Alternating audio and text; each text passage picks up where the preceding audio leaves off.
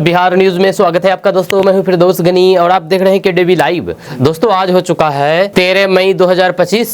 तो आज की पूरे बिहार की टॉप न्यूज लेकर आए हैं आपके लिए। वीडियो शुरू करने से पहले आपसे एक रिक्वेस्ट है कि अगर आप पहली बार इस चैनल पर आए हैं तो चैनल को सब्सक्राइब करके बेल आइकन को प्रेस कर दीजिए और साथ ही वीडियो को लाइक कर दीजिए। तो चलिए चलते हैं आज की खबरों की ओर।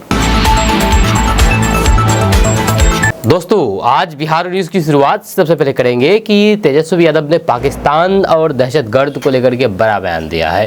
उन्होंने कहा है कि दहशतगर्द को जड़ से मिटाना होगा और फिर पाकिस्तान को अपनी औकात में रहना चाहिए। उन्होंने ये भी कहा कि भारतीय सेना पूरी तरीके से सक्षम है और फिर देश की जनता को उस पर पूरा विश्वास है। तेजस्वी यादव ने कहा है कि जो भी निर्णय सेना लेती है हम सबको उस पर भरोसा होता है। इतिहास गवाह है कि हमारी सेना ने हर बार अपने कर्तव्य को बखूबी निभाया है।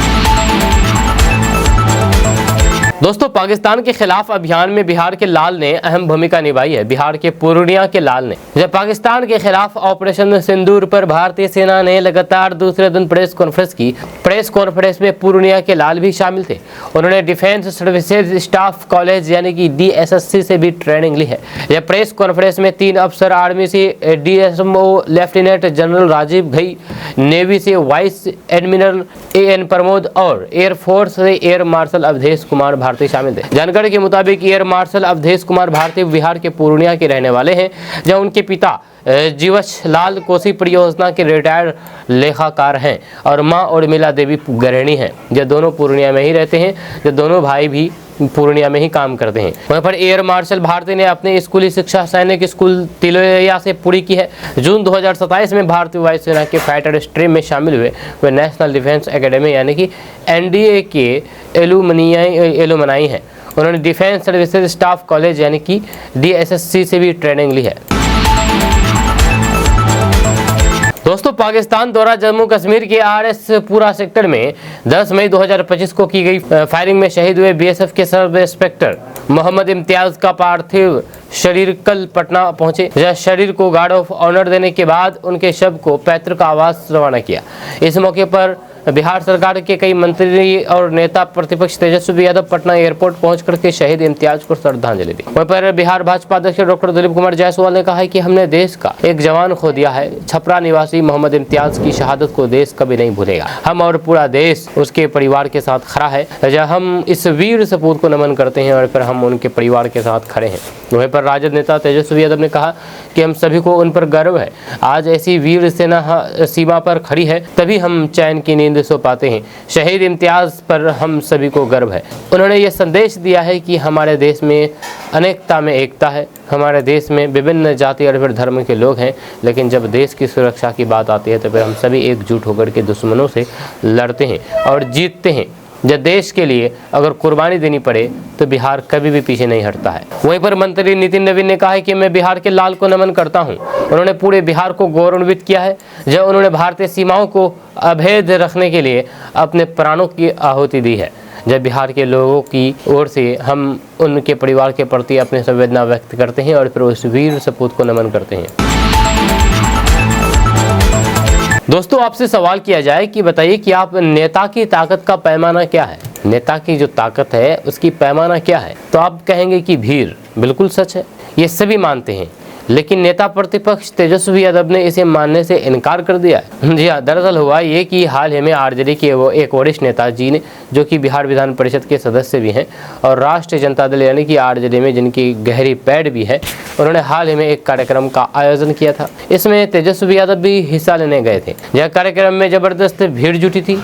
नेताजी को लग रहा था कि तेजस्वी यादव बहुत खुश होंगे, शाबाशी देंगे, लेकिन जैसे ही तेजस्वी यादव मंच पर बोलने आए तो साफ साफ कह दिया है कि इस बार भीड़ में फंसना नहीं है। जी हाँ, साथ ही साथ तेजस्वी यादव ने कहा है कि अभी चुनाव है, लोग टिकट पाने के लिए भीड़ जुटा ही लेते हैं, लेकिन जब टिकट मिल जाता है तो फिर बाद में पार्टी की जगह हसाई कर देते हैं।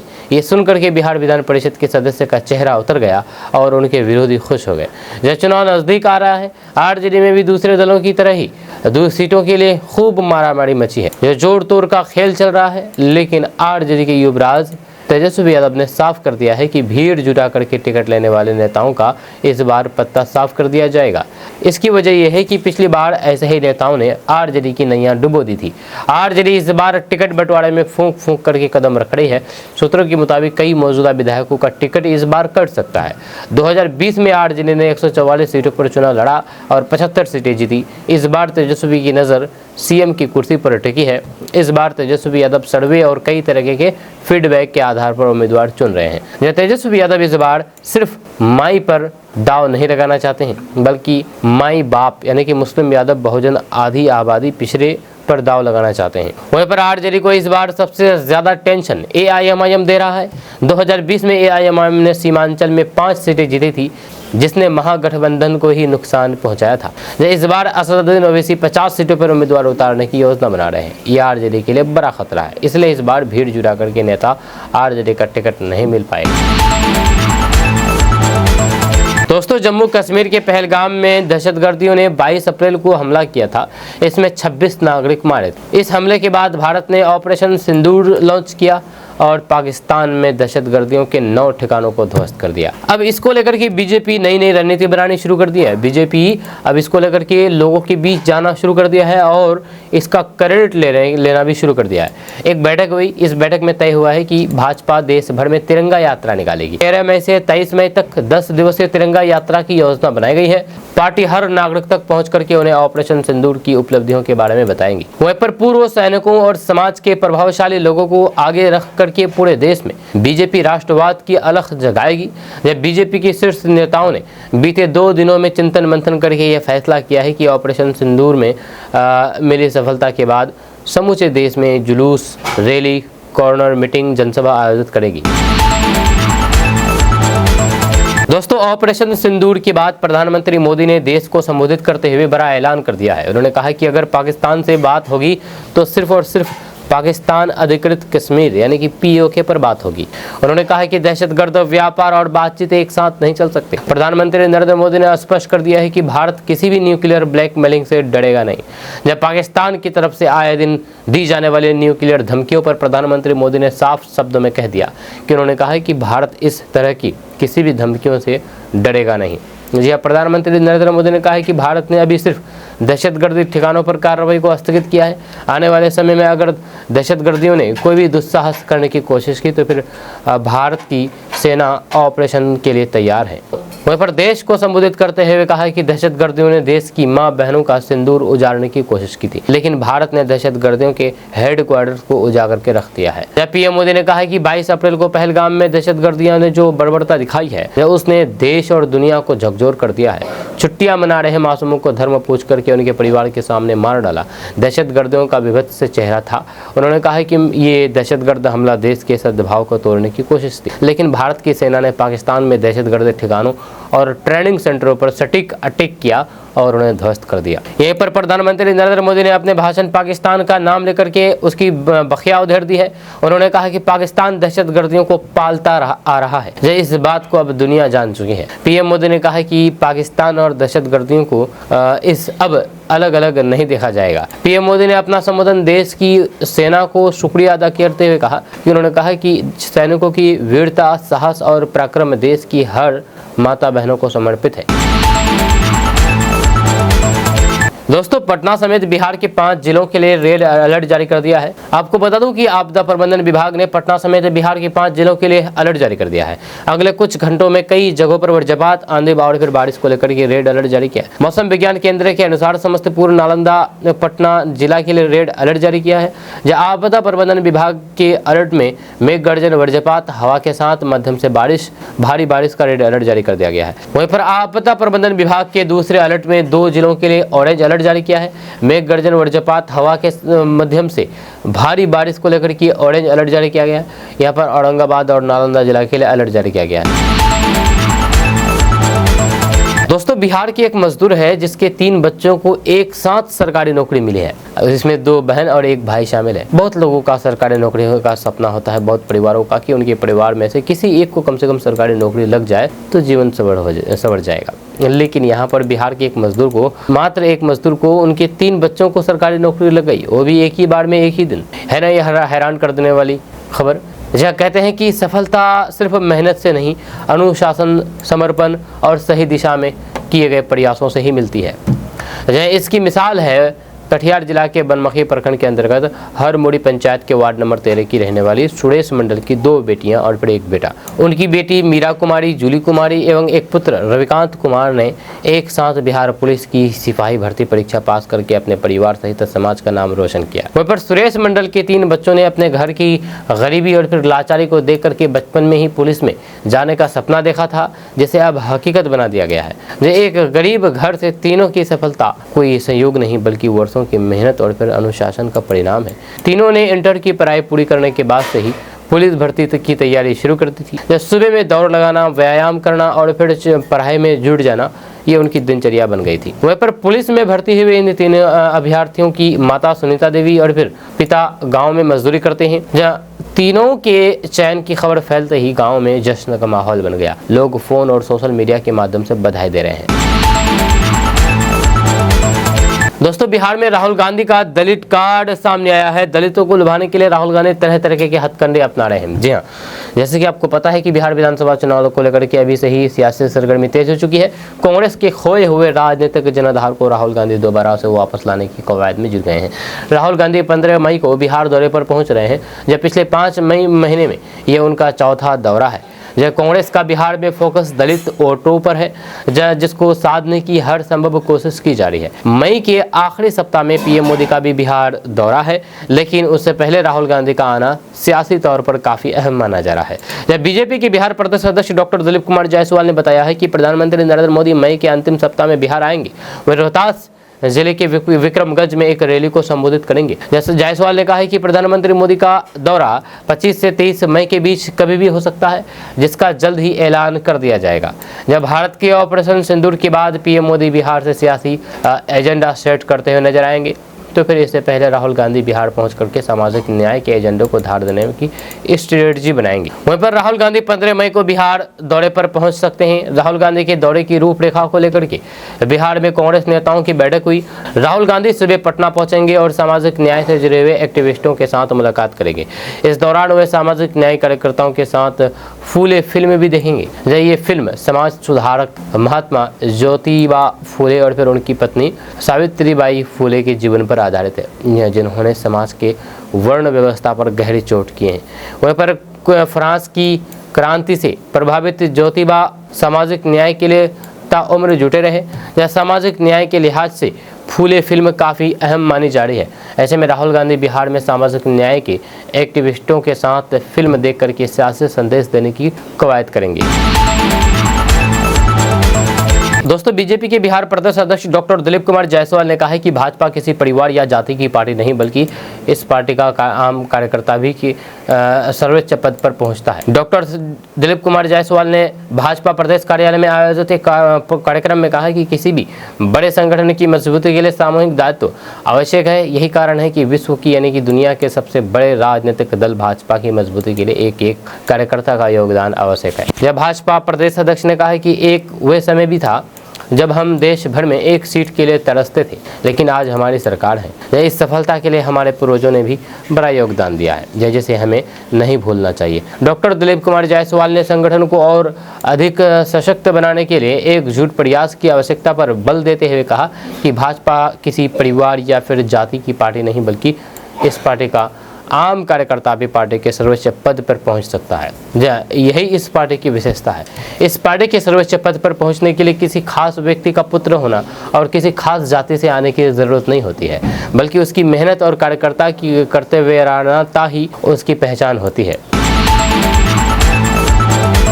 दोस्तों, बिहार के सरकारी स्कूल से जुड़े मामले अक्सर सुर्खियों में छाए जाते हैं। कई बार ऐसा वाकया सामने आता है जिसके बाद चर्चाओं का बाजार गर्म हो जाता है। इस बीच बिहार के मोतिहारी से एक मामला सामने आया है, जहां का एक सरकारी स्कूल जंग के आखिरों में तब्दील हो गया। दरअसल स्कूल के प्रधान अध्यापक और फिर सहायक शिक्षक मिड डे मील के मामले पर एक दूसरे से भिड़ गए। देखते ही देखते मामला बढ़ गया और फिर दोनों के बीच जम करके लाठी डंडे से मारपीट हुई, जिसके बाद पूरे स्कूल परिसर में हरकत मच गया। वहीं पर आपको बता दूं कि ये पूरा मामला मोतिहारी के हरसिद्धि थाना क्षेत्र के पैठानपट्टी मिडिल स्कूल की है। जानकारी के मुताबिक मिड डे मील में कमीशन को लेकर के प्रधान अध्यापक और फिर सहायक शिक्षक भिड़ गए। जो देखते ही देखते स्कूल आखड़ों में तब्दील हो गया। जहाँ कहा जा रहा है कि सहायक शिक्षक हरिशंकर पासवान ने अपने समर्थकों के साथ स्कूल में घुस करके प्रधानाध्यापक पवन कुमार पासवान पर लाठी डंडों से हमला कर दिया। इस घटना में प्रधानाध्यापक का बेटा भी घायल हो गया। दोस्तों, बिहार विधानसभा चुनाव को लेकर के सीएम नीतीश कुमार ने मेगा प्लान बनाया है। जी हां, बूथ लेवल तक सशक्त हो जाएगी जेडीयू अगर इस प्लान पर काम होता है तो। आपको बता दूं कि बिहार में इस साल के अंत में होने वाले विधानसभा चुनाव को लेकर के जेडीयू ने पूरा जोर लगा दिया है। जब पार्टी के राष्ट्रीय अध्यक्ष नीतीश कुमार लगातार इस पर काम कर रहे हैं, या सीएम नीतीश कुमार ने ऐसा मेगा प्लान तैयार किया है कि जेडीयू पूरे बिहार में बूथ स्तर तक सशक्त हो जाएगी और फिर चुनाव में विरोधियों को धूल चटाने का काम करेगी। दरअसल मुख्यमंत्री नीतीश कुमार की पार्टी जेडीयू में संगठन का काम देख रहे पार्टी नेताओं को बूथ कमेटी गठित करने का निर्देश दिया है। जहां विधानसभा प्रभारी पार्टी के जिलाध्यक्ष और फिर संगठन का काम देख रहे लोग पूरे समन्वय के साथ बूथ कमेटी का गठन करेंगे।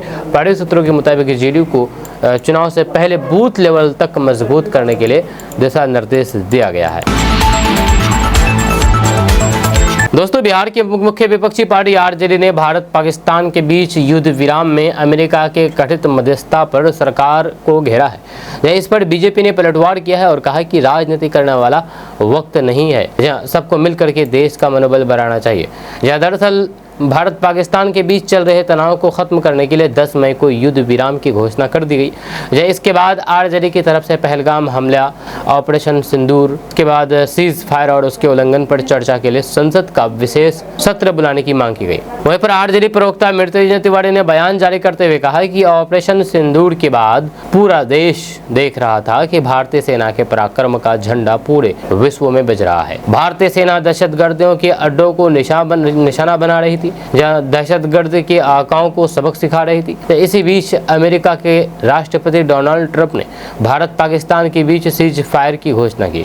इससे पूरा हिंदुस्तान आश्चर्यचकित हो गया कि आखिर किस परिस्थिति में सीज फायर की घोषणा हुई है। वहीं पर मृत्युंजय तिवारी ने कहा कि हमारी मांग है कि इन सारी स्थितियों को स्पष्ट करने के लिए संसद का विशेष सत्र बुलाया जाए, देश को भरोसे में लिया जाए और फिर बिंदुवार तरीके से पहलगाम दहशतगर्द हमला, ऑपरेशन सिंदूर, सीज फायर और फिर उसके उल्लंघन पर विस्तार से चर्चा हो। हमारे विरोधी दहशतगर्दियों को एक कड़ा संदेश जाए कि दहशतगर्द के खिलाफ पूरा देश एकजुट है। सेना के पराक्रम और वीरता शौर्य को भी सब मिल करके धन्यवाद दें। दोस्तों, जून तक बिहार में पछुआ हवाएं चलती है, खेत खलिहान तक में आग की घटनाएं बढ़ जाती हैं। एक चिंगारी पूरे फसल को राख बना देती है। इस खतरे को भांपते हुए बिहार अग्निशमन सेवा ने इस बार कड़े सुरक्षा प्रबंधन किए। खास करके जहां जहां थ्रेसर चलेंगे वहां अब अनिवार्य रूप से पानी की व्यवस्था रखनी होगी। जहां महानिदेशक साहब महामोदेष्ट गृह रक्षा वाहिनी एवं अग्निशम सेवाएं सुबह ओहतकर के आदेश अनुसार सभी जिलों के अग्निशमन अधिकारी अपने अपने क्षेत्र में थ्रेसर मालिकों की सूची यानी कि लिस्ट तैयार करेंगे और उनके लिए जागरूकता अभियान चलाएंगे। यह निर्देश है कि हर थ्रेसर के पास कम से कम 2 बाल्टी पानी जरूर रखा जाए, ताकि किसी भी संभावित आग पर तुरंत काबू पाया जा सके। दोस्तों, जमीन मालिकों के लिए खुशखबरी आई है, क्योंकि सर्वे को लेकर के कागज अपलोड करने की तारीख बढ़ा दी गई है। जहां बिहार में जमीन सर्वे का काम दिसंबर 2026 तक पूरा करने का लक्ष्य निर्धारित किया गया है। इसके तहत रैयतों के द्वारा प्रपत्र 2 में 100 घोषणा और प्रपत्र 3 में वंशावली से संबंधित सूचना अपलोड या फिर जमा करने की अंतिम तिथि 31 मार्च से निर्धारित की गई थी। जब विभाग के मंत्री संजय सरावगी ने हाल ही में दिए गए बयान में कहा है कि सर्वे के तहत प्रपत्र 2 और 3 अपलोड करने के लिए कुछ दिनों के लिए बढ़ा दिया गया है। अब तक कब तक बढ़ाया गया है, इसे लेकर के उन्होंने किसी प्रकार की कोई भी तिथि निर्धारित नहीं की है, लेकिन अभी भी रैयत संशय की स्थिति में है। अधिकांश रैयत अभी भी अपना दावा अपलोड नहीं कर पाए हैं। बताया जा रहा है कि जिले में जमाबंदी के आधार पर 73% रैयत ही अभी तक कागज अपलोड कर पाए हैं। वहीं पर रैयतों का कहना है कि अभी भी अभिलेखागार में जमीन संबंधित कई दस्तावेज नहीं मिल पा रहे हैं, जिसके कारण रैयत परेशान है।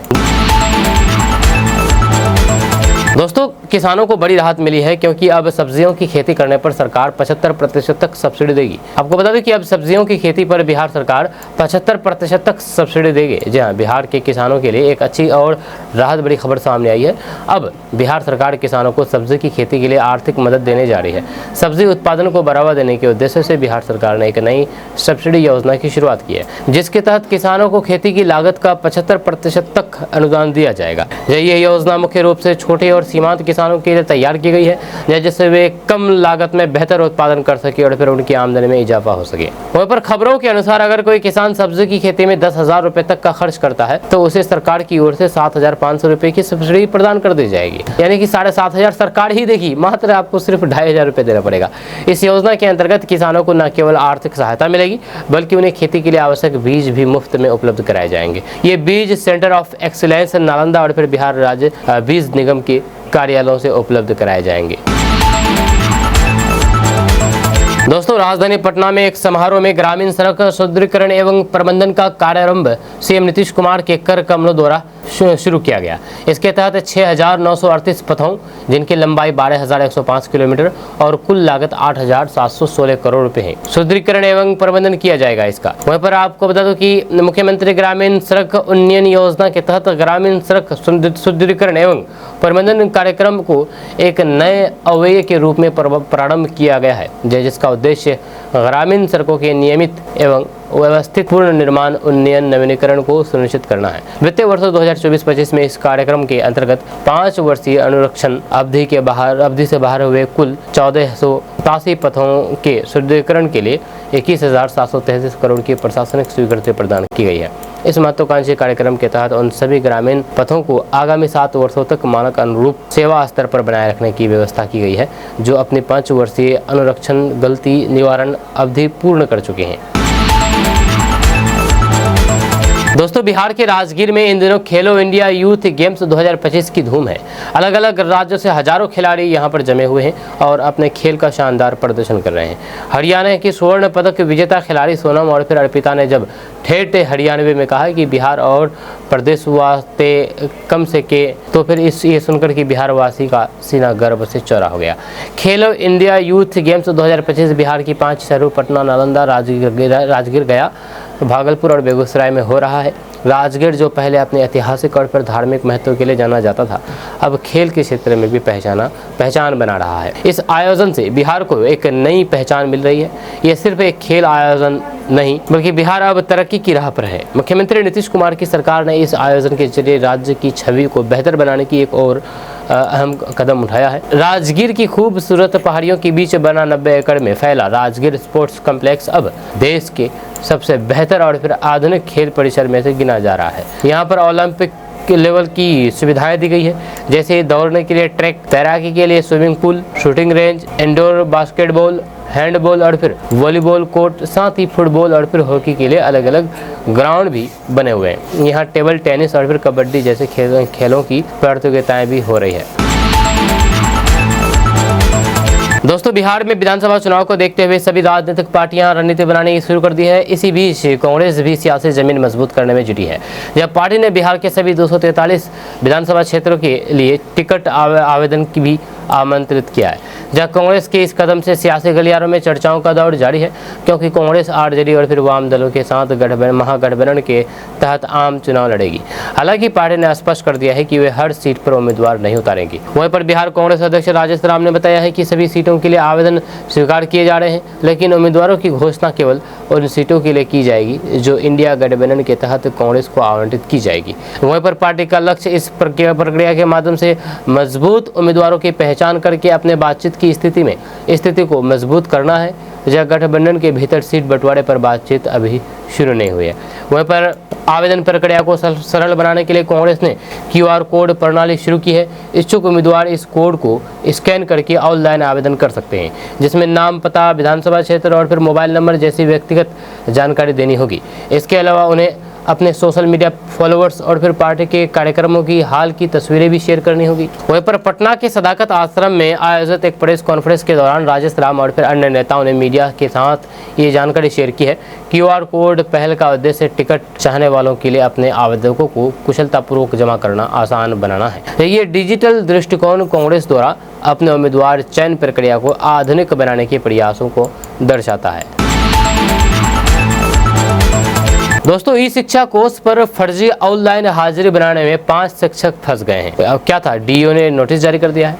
यह मामला बिहार की बेतिया का है। बिहार के बेतिया नौतन अंचल के 3 स्कूलों में ई शिक्षा कोर्स पोर्टल पर ऑनलाइन हाजिरी लगने में फर्जीवाड़े का उजागर होने के बाद डीओ मनीष कुमार सिंह ने कार्रवाई की है। प्रखंड के उत्क्रमित मध्य विद्यालय झकरा की सहायक शिक्षिका रश्मि कुमारी के द्वारा बीते करीब 3 माह से मार्क ऑन ड्यूटी का ऑप्शन सिलेक्ट करके हाजिरी लगाते हुए पकड़ा गया है। वहीं पर कई और शिक्षक इसी तरह से फर्जीवाड़े कर रहा था। अब इनके ऊपर नोटिस जारी कर दिया गया है। दोस्तों, बिहार में इस साल के अंत में विधानसभा चुनाव होने वाले हैं। 243 विधानसभा सीटों वाले इस राज्य में मुकाबला नीतीश कुमार की नेतृत्व वाले एनडीए और महागठबंधन यानी कि इंडिया गठबंधन में सीधा मुकाबला है। बिहार विधानसभा चुनाव में सियासी तापमान जैसे जैसे चल रहा है, तमाम राजनीतिक दल उन सीटों की पहचान में जुटी है जहां मामूली वोटों का अंतर जीत हार तय कर सकता है। जब पिछले विधानसभा चुनाव के नतीजों पर गौर करें तो फिर ऐसी 11 विधानसभा सीटें हैं जहां पर 2020 के चुनाव में जीत का अंतर 1,000 वोटों से भी कम रहा था। इन्हीं 11 सीटों पर अब 2025 में असली घमासान देखने को मिलेगा, या यूँ कहें कि 11 सीटें सरकार बनाने में किसी भी गठबंधन के लिए निर्णायक हो सकती है। ये सीट इन चुनाव में राजनीतिक दलों के लिए गोल्डन जोन बन सकता है। आपको बता दें कि 2020 के विधानसभा चुनाव में कुल 243 विधानसभा सीटों में से कई सीटों पर बेहद करीबी मुकाबला देखने को मिला था, जब कुछ उम्मीदवार 1,000 से भी कम वोटों के मामूली अंतर से जीत गए थे, जबकि कई बड़े नाम हार के कगार पर पहुंच गए थे। ये 11 सीटें ऐसी थी जहां वोटर का रुझान जरा सा बदल जाता तो फिर चुनावी नतीजे भी उलट सकते थे। वहीं पर जेडीयू ने हिलसा, बारबीघा, भोरे और परबत्ता जैसे सीटों पर बेहद कम अंतर से जीत हासिल की थी। वहीं पर आरजेडी ने रामगढ़, देहरी और कुर्नी जैसी सीटों पर करीबी मुकाबले में जीत दर्ज की, जिससे वे सबसे बड़ी पार्टी बनकर के उभरी थी। दोस्तों, भारत पाकिस्तान तनाव के दौरान जम्मू कश्मीर में बॉर्डर पर तैनात बिहार के लाल मोहम्मद इम्तियाज शहीद हो गए थे। जब कल उनका पार्थिव शरीर बिहार पहुंचा। शहीद इम्तियाज के पार्थिव शरीर को पटना से पैतृक गांव लाने के क्रम में जगह जगह उनके अंतिम दर्शन के लिए सड़क किनारे लोगों की भीड़ देखी गई, जहां हर जगह सुरक्षा के चाक चौबंद इंतजाम दिखे। चिलचिलाती धूप में भी गाँव से बड़ी संख्या में लोग पार्थिव शरीर की अगवानी करने मानपुर पहुंचे थे, जहां से सैकड़ों की संख्या में बाइक सवार युवकों को शव वाहन के आगे वीर शहीद इम्तियाज अमर रहे के नारे लगाते हुए देखा गया। आपको बता दो कि मानपुर से शहीद के घर तक सड़क के दोनों किनारे लोग शहीद के काफिले को निहारते देखे गए। जहाँ भोरेपुर, मटिहान, कमालपुर, रहीमापुर, बसत आदि जगहों पर लोग शहीद की एक झलक पाने को बेताब दिखे। इस दौरान सड़क किनारे लोगों को कड़ी धूप में अपने घरों की छत पर भी शहीद के दर्शन के लिए इंतजार करते देखा गया। शहीद की एक झलक पाने के उत्साह के आगे लोगों पर धूप का तनिक भी असर नहीं पड़ा। जहाँ हर जुबान पर युद्ध में वीर गति पाने वाले सारण के लाल की बहादुरी की चर्चा थी। शहीद के अंतिम दर्शन के लिए महिलाओं को भी काफी उत्साह देखा गया। हर कोई राष्ट्रभक्ति से ओतप्रोत दिखा, युवाओं को सबसे ज्यादा सक्रिय देखा गया। इधर शहीद मोहम्मद इम्तियाज के बेटे मोहम्मद इमरान ने अपने पिता की शहादत पर अपनी प्रतिक्रिया दी है। उन्होंने कहा है कि उन्हें अपने पिता की शहादत पर नाज है एवं वे लोग जो देश के लिए शहीद होने वाले हर वीर सपूतों की शहादत को नमन करते हैं। जय इमरान ने कहा है कि पाकिस्तान द्वारा धोखाधड़ी करके भारत के जवानों को मारा जा रहा है। जैसे कोई पत्नी अपने सुहाग खो रही है तो कोई पुत्र अपने पिता को खो रहे हैं। इमरान ने स्पष्ट शब्दों में कहा है कि पाकिस्तान को उसी की भाषा में जवाब मिलनी चाहिए ताकि शहीदों की शहादत बेकार ना जाए। इमरान के अनुसार अब वे देश के लिए शहीद हुए पिता की यादों की सहारे अपना जीवन बसर करेंगे और शहीद का बेटा कहलाना उनके लिए गर्व की बात होगी। इमरान ने बार बार कहा कि पाकिस्तान पर भरोसा करने के बजाय भारत की सरकार को पाकिस्तान को मुंहतोड़ जवाब दिया जाना चाहिए ताकि बार बार सैनिकों को शहादत ना देनी पड़े।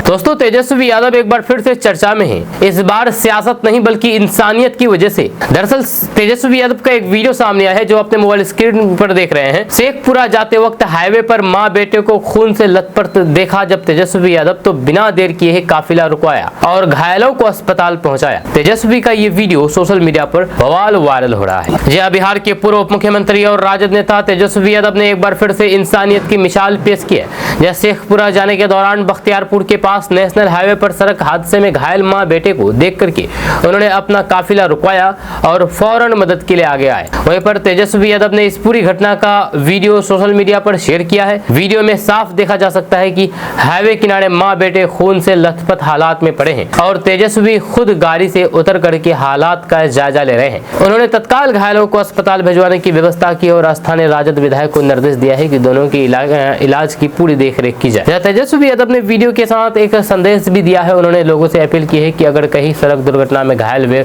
कोई व्यक्ति दिखे तो बिना देर किए ही उसकी सहायता करें। उन्होंने लिखा है कि समय पर की गई मदद किसी की जान बचा सकती है। ये इंसानियत का फर्ज है, राजनीति बाद में, पहले मानवता। इस घटना के बाद तेजस्वी यादव के इस कदम की सोशल मीडिया पर जमकर के तारीफ हो रही है। जब लोग कह रहे हैं कि नेता वही जो विपत्ति में काम आए। कई यूजर्स ने लिखा है कि तेजस्वी का ये काम सिर्फ दिखावा नहीं बल्कि उनकी संवेदनशीलता को दर्शाता है। यह घटना की पुष्टि करते हुए राजद के स्थानीय विधायक ने बताया है कि घायल मां बेटे की स्थिति अब स्थिर है और इलाज जारी है। आपको बता दें कि बिहार में अक्सर सड़क हादसे होते रहते हैं, लेकिन ऐसे समय में कोई नेता खुद रुक करके मदद करे ये बहुत कम देखने को मिलता है। तेजस्वी यादव का ये कदम न केवल मिसाल है बल्कि आम लोगों के लिए भी सीख है कि किसी भी आपात स्थिति में इंसानियत सबसे पहले होना चाहिए। आपका इसके बारे में क्या कहना, नीचे कमेंट बॉक्स में कमेंट करके जरूर बताइएगा।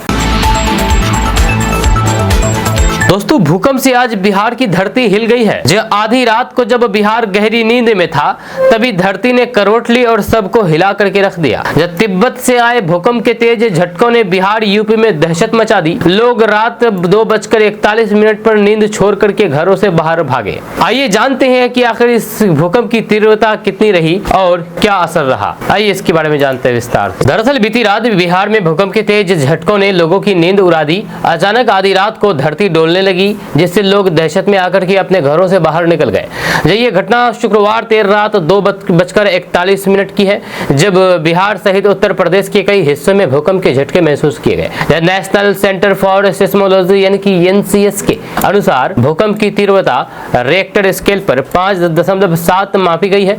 इसका केंद्र तिब्बत क्षेत्र में जमीन से 10 किलोमीटर गहराई पर स्थित था। भूकंप के झटके इतने तेज थे कि बिहार, उत्तर प्रदेश, बंगाल, सिक्किम और फिर नेपाल तक असर महसूस किया गया। वहीं पर लोगों ने सोशल मीडिया पर भी अपने अनुभव शेयर किए हैं। जब किसी ने घर की दीवारों के हिलने की बात कही है तो फिर किसी ने दरवाजों की तेज आवाजों का जिक्र किया है। हालांकि राहत की बात यह है कि अब तक किसी तरह के जान माल के नुकसान की कोई भी सूचना नहीं है। मिल रही जानकारी के अनुसार भूकंप के 3 झटकों के महसूस किए गए हैं। पहला झटका 2:41 पर जो कि 5.7 तीव्रता का था। वहीं पर दूसरा झटका 3:06 पर जो कि 3.7 तीव्रता का था और तीसरा झटका 3:48 पर जो कि 3.8 तीव्रता का दर्ज किया गया। रात में लगातार झटकों पर झटका ने लोगों की बेचैनी बढ़ा दी। जो लोग जगे हुए थे वे तुरंत बाहर निकल गए जबकि बाकी लोग भी घबरा करके जाग गए। वहीं पर किशनगंज, पूर्णिया, अररिया, कटिहार और सीमांचल के अन्य जिलों में भी भूकंप के झटके महसूस किए गए। खास करके ऊंची इमारतों और फिर अपार्टमेंट में रहने वाले लोग ज्यादा डरे हुए दिखे। वहीं पर प्रशासनिक स्तर पर भी अलर्ट जारी कर दिया गया है। आपदा प्रबंधन विभाग की टीम को सतर्क रहने के निर्देश दिए गए हैं। स्थिति पर लगातार नजर रखी जा रही है। विशेषज्ञों के अनुसार तिब्बत क्षेत्र में आई हलचल का असर उत्तर भारत के हिस्सों पर पड़ना सामान्य बात है, लेकिन लगातार 3 झटकों ने चिंता जरूर बढ़ा दी है। फिलहाल सभी को सतर्क रहने और फिर किसी भी आपात स्थिति में प्रशासन से संपर्क करने की अपील की गई है।